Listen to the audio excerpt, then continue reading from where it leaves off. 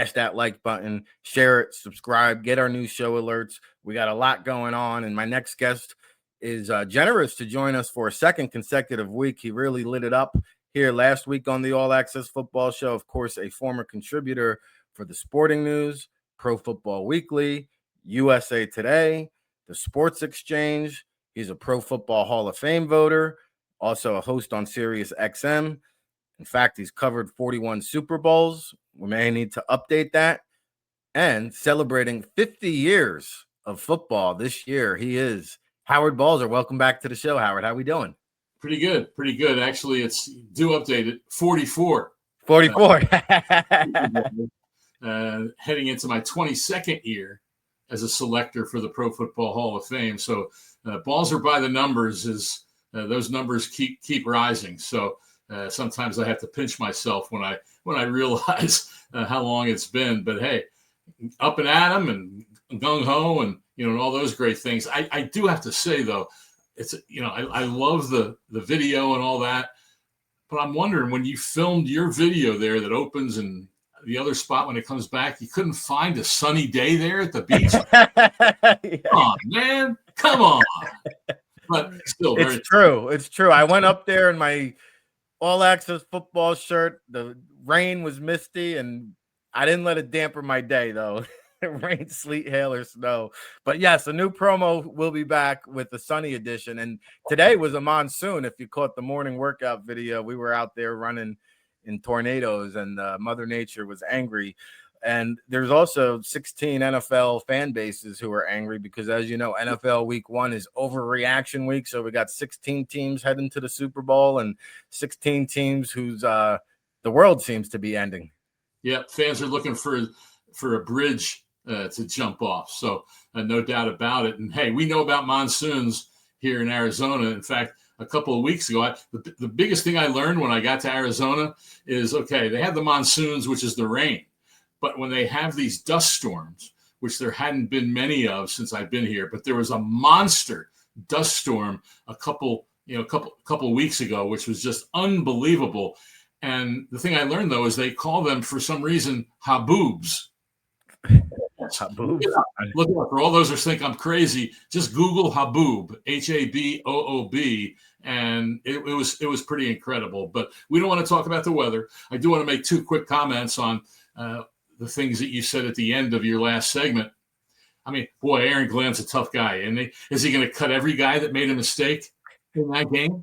I mean, heck, you gave up 34 points. You lost the game, played pretty well overall against the Steelers.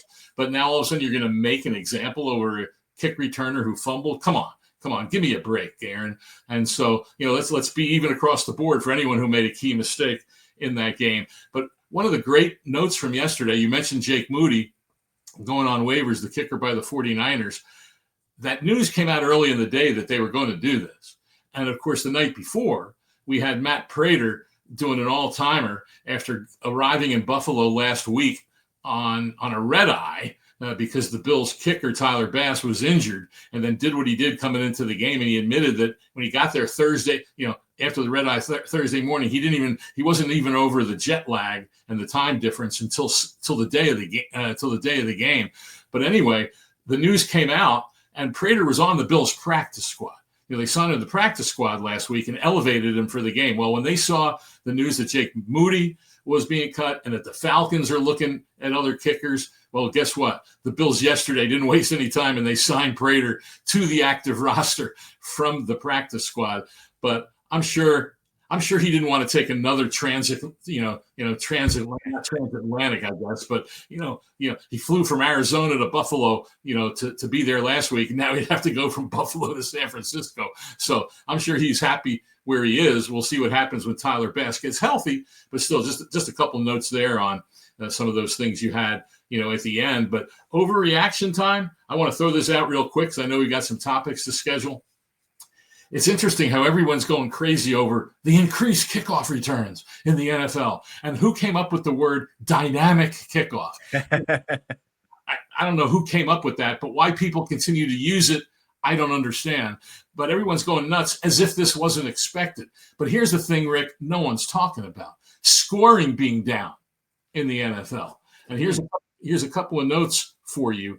There were only 5 teams in week 1 that scored 30 or more points, and 4 of them came in the same game. Jets and Steelers both with 30, Bills and Ravens both with 40. Only one other game. There were 13 teams. 13. Now I know offenses are ahead of defenses are ahead of the offense when the season starts, but 13 teams scored fewer than 20 points. That's almost half the league. And there were 3 games where both teams were under 20. And the last number for that is that the average total points in games for week 1 was only 41.2, but take out those 2 big games that I just mentioned, the 30s and the 40s, and the average for the rest was only 36.6. So to me, that's a partial story from week 1. We'll see how much it changes. You can never overreact to one game. We know how that happens in the NFL, but just a couple of numbers there on week 1 of the NFL season. Yeah, that's interesting because I guess because of the primetime matchups were pretty high scoring, it felt like there was a high scoring week in the NFL, but that's not the case. And that's why we bring Howard Balzer onto the show. Well, the other ones were in the 20s, except for the Ravens and the Bills, but they were all close games. That's another thing. 16 games. I lied. There's another stat. 16 games, 12 were 1-score games. And there was another one that was a 1-score game in the fourth quarter, and all of the primetime games, Thursday, Friday, Sunday, Monday, all of those were 1-score games. In fact, the total point differential in those 4 games was 14. And of those 12 close games, 5 were decided by a field goal or less. Yeah, a lot of close games in the NFL this week. One of them being on that Monday Night Football affair with the J.J. McCarthy-led Minnesota Vikings pulling it out. I don't even want to say a tale of 2 halves because really they had 85 yards of offense going into the fourth quarter, and then J.J. McCarthy took over. Now, I've been on record, Howard, of saying I felt like J.J. McCarthy was an upgrade at the quarterback spot over Sam Darnold, even though he's an unknown commodity. What's your take on these Vikings? We'll play a little game of real or mirage. Are the Minnesota Vikings for real, or was that a mirage? Well, it is too early to say, and that's the danger in trying to make these instant evaluations after one game. I know my wife always tells me it's great. It's best to avoid social media, and because I get engaged with people who just come up with takes that they're pulling out of the sky or whatever. And there were some in that game, like after the pick that McCarthy threw that was returned for a touchdown, I saw stuff like, J.J. McCarthy stinks. And so I would just respond and say, tad premature here. Let's let at least the game play out, much less the season. And then we saw, what happened later. My wife, why do you even go on social media? Well, there's a lot of information there, and that's why I do it. But then you get drawn in by these crazy takes that people have who, let's be honest, some of them don't really have a real good perspective on football. But there was a lot of NFL analysts ready to throw dirt on J.J. McCarthy's grave as well. Oh, no, 100%. And so it's not just social media with fans. So no, I agree with that. The instant takes on talk shows and podcasts and and all those things. It's everyone wants to be noticed. I get that. But I mean, the thing is, obviously, here's the key to me. Everyone acknowledges Kevin O'Connell as one of the best coaches, especially offensive coaches in the NFL. He's getting that tag now that Bruce Arians had of being the quarterback whisperer, right? Well, if you believe that on one hand, then how do you all of a sudden try to make this instant analysis of J.J. McCarthy, which is basically saying that Kevin O'Connell doesn't know what he's doing?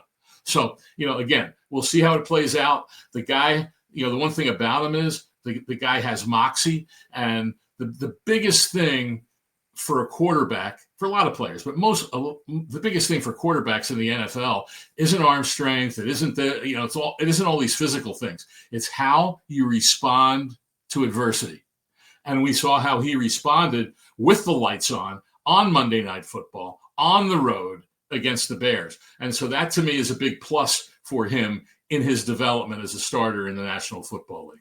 Yeah, I'm looking forward to seeing how the Vikings season unfolds because they racked up a bunch of wins a year ago, switched the signal callers. We'll see how that plays out. Another quarterback who's had his fair share of adversity would be Daniel Jones, and he stepped up in a big way with the Indianapolis Colts. I knew Miami was in for a long season. Now, they had 14 players on that injury report, but I'm not even sure a healthy Dolphins team would do much better. What's your take of the Indianapolis Colts? Was this a byproduct of a terrible Dolphins team? Was it the byproduct of a rebirth of Daniel Jones, or do we need to wait and see more? Well, we always have to wait and see, but certainly both those things can be, can be true.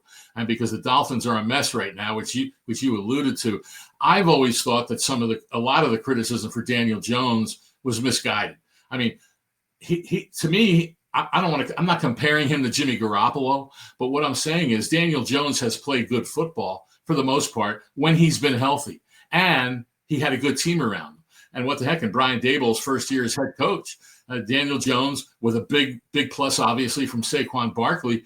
Giants made the playoffs. Now, they won close games. That's what it comes down to a lot in the NFL. But they won a bunch of close games, went 9-7-1, I believe it was, and we're in the playoffs. Then the next season, no Barkley. Jones gets hurt again, and he's on the outs. So I thought he's always had talent. He can move. He's mobile. He can run. He can do a lot of good things. But as it is with so many quarterbacks, you have to have the support of the team around you. This isn't tennis. It's not golf. The quarterback isn't out there alone, and you need all that support, and especially from the offensive line. And that's where those offensive numbers I mentioned earlier can be tough to really get a handle on, because offensive lines coming together and playing together and all that is, let's remember, none of these teams have played real tackle football since last January, except for a handful of teams that made it into February. But that's always a factor when the season begins. But if you have the line and you have those supporting pieces, and then, everyone always blames the quarterback or the play caller when an offense struggles, but an offensive coordinator only creates a game plan based on his offensive line, based on the other players beside the quarterback. He only creates a game plan that he feels gives them the best chance to win the game. You just can't, you hear, oh, why aren't you going downfield? Why aren't you doing that? Well, the team knows best what they believe they're capable of doing consistently in a game. So I'm real interested to see how Daniel Jones is going to do for the rest of the season with the Colts, who have some talent on that offense. And so it's going to be one of the more intriguing stories this season in the NFL as it develops. Agree. And remember, Daniel Jones spent that one season in Minnesota with Kevin O'Connell and the staff there. So we'll see how that unfolds. All right. Howard Balzer, Pro Football Hall of Fame voter, of course, Cardinals Wire insider. Arizona off to a good start. We talked about it last week. Kyler Murray popped up late in the week. I think the night before the game, I saw with the illness, still played. Did get sacked 5 times now, but overall, I thought Murray played well. The Cardinals took care of business. What did you like? What didn't you like? What do they need to clean up? The key is he didn't have any turnovers, no interceptions. Now, everyone looks at those numbers and sees 5 sacks, but you have to realize that 2 or 3 of them were like for no yards, because he was, he couldn't find an open receiver, started to scramble, and didn't get past the line of scrimmage. I've never understood this one. This is one of my pet peeves in the NFL. Why is it that if the quarterback scrambles and doesn't lose a yard or doesn't gain a yard, it's 0, it just gets back to the line of scrimmage?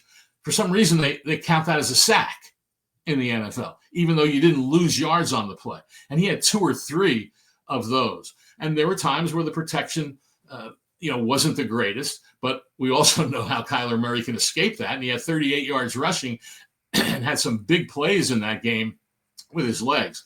The thing that has Cardinals fans excited is that early in the game, he hit Marvin Harrison Jr. downfield on as good a throw as you can possibly make.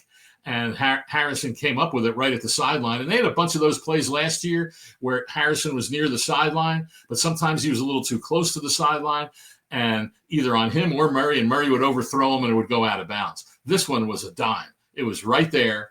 And so many are pointing to, hey, this is a relationship that everyone hopes Cardinals fans will get better. And so that was a big positive from that team. The other thing was the defense. Now they were playing Spencer Rattler, and I've seen this overreaction. Whoa, the Cardinals had the most passes defensed in the NFL in that game with 9.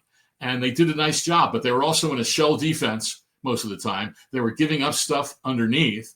And Rattler had 46 pass attempts and 19 incompletions. So when you look at it that way, I don't know that 9 passes defense is that huge a number. You always have to put it in perspective. But, the defense overall did a nice job, and they stopped them late on a big play. Surprise, surprise, from their 2 safeties, Budda Baker and Jalen Thompson, which prevented a potential game-tying touchdown. So it did a nice job. But the height of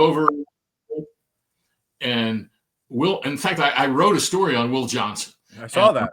And went back a little bit to last week when Budda Baker was talking about him in the meeting room, where he'll pick a guy sometimes and he'll say, hey, you, come here, sit down right here. And Budda did that with Will Johnson and then said, that's a seat for the rest of the season.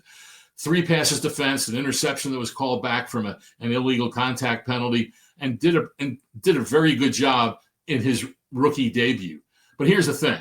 You talk about people overreacting. I mean, there's people talking about defensive rookie of the year and one of the most historic debuts for a rookie cornerback in Cardinals history. And here's the thing about it, though. The Cardinals protected him somewhat because they were on the field for 75 snaps in that game.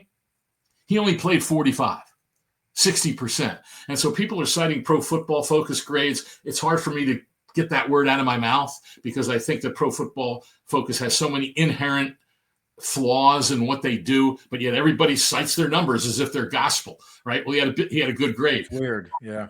Well, when you only play 60% of the snaps, then especially at corner, then is that fair to compare that to guys who played a lot of snaps? Well, here's the number. Here's the number that when I get something in my head and I said, well, I wonder how many players in the NFL corners played more snaps than Will Johnson on Monday or on week 1.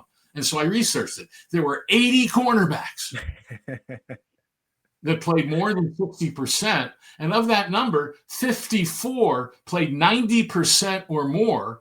And 34 of those played every snap. And that includes Garrett Williams and Max Melton, Cardinals cornerbacks, who played all 75 snaps. So to me, you're not going to be defensive rookie of the year playing 60% of the snaps. Now, I'm not suggesting that's going to stay that way. But the other point is when you have Williams and Melton eating up a lot of those snaps, and let me say this about Williams. Williams is an excellent versatile player, played mostly in the slot last year. The Cardinals said they wanted to have him on the outside a bit more. So of his 75 snaps, 27 were on the outside. Well, those were the plays that Will Johnson wasn't in the game.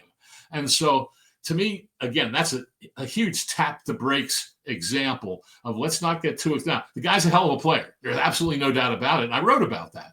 But let's not go overboard with this stuff. And it always reminded me of Bill Parcells, the Hall of Fame coach, who would be asked about some guy who had a good first game or early in the season, whatever it might be. And he'd be asked about that guy. He says, hey, let's not be putting him in the Hall of Fame yet. Yeah. Give it some time here. Give it some air. And I think that's the case, with Will Johnson. And we'll see how the Cardinals utilize him because they do a lot of mixing and matching. A lot depends on matchups and all those things. But again, they were also in zone, a whole lot in that game. And so that contributed to what Will Johnson was able to put on the field with his passes defensed and the nice job he did. Yeah, let's pump the brakes on getting him fitted for a yellow jacket in Canton, as he used to say. All right, Howard Balzer, Pro Football Hall of Fame voter, Cardinals Wire. Before we let you go, and by the way, a lot of young players I noticed stepping up for the Cardinals. You mentioned Marvin Harrison Jr., you mentioned Will Johnson. I know Trey Benson showed up for the first time, it feels like. And so some young players contributing to that Arizona Cardinals team. Now, I mentioned it earlier in the show, like the schedule could not play out any better for Arizona. They open up with New Orleans, week 2, Carolina Panthers. How do you see this one, Balzer? Yeah, I mean, like you said, I don't know if it's too early to say that Dave Canales might be they finished last season pretty strong. When Bryce Young came back into the lineup, they played pretty good football and, in fact, beat the Cardinals at the end of the season when Chuba Hubbard just went absolutely nuts, running the ball over 150 yards, and Young ran for yards in that game. and they won, 36-30. And James Conner had 112 yards at halftime, but then got hurt early and only had 5 yards in the second half. But for whatever reason, the Panthers have had the Cardinals number. And so this is their home opener. And certainly everybody's going to be really excited for that. So this is you never want to say game 2 is a big game, but to get off to a 1-0 start, which everyone expected, and now you're playing Carolina at home, this is one where you don't want to, in a sense, cancel out the road win over the New Orleans and lay an egg against the Panthers. So they should be able to find a way to win, but as we know in this league, anything can happen. But but everyone said about this team this year, Rick, that the first 6 games, something like that, first 6-7 games, you can make a case that all of them are winnable. Then all of a sudden the schedule gets a lot tougher. So to be in the real hunt for the playoffs, you've got to win some of these games, and a lot of them are going to be close games. But you have to find a way to win them. This was a 1-score win for the Cardinals against the Saints, and I think I mentioned it last week. They were 3-5 in 1-score games last year, and if they would manage to win 2 of them, then they win 10 instead of 8, and they're right there at the end in the race for the division title. So you got to keep that up, and that's true of any team. I mean, look at the Chiefs. They had that streak of 17 consecutive 1-score games snapped in that loss, last week to the Chargers. And so I think the Chiefs are going to be in a bunch of close games, and with some of the issues on offense right now, they might lose some that they didn't lose last year. So that's what keeps us coming back, obviously, every week in the NFL for another week of crazy stuff that always happens. Yeah, we got 17 more weeks of the fun, and I think Arizona is going to be right in contention for that wild, wild west, as we mentioned, especially San Francisco already banged up, and the other teams, Rams and Seahawks, beating each other up. Cardinals will be right there and have something to say about this playoff hunt, and I'm sure you will be back at some point, Howard, to have something to say on the All Access Football Daily Show. We greatly appreciate your time once again making the appearance on the show today. My pleasure always, Rick. Anytime. Take care. All right. Awesome stuff from Howard Balzer. We always appreciate him blessing us with his presence and just a fountain of knowledge. Again,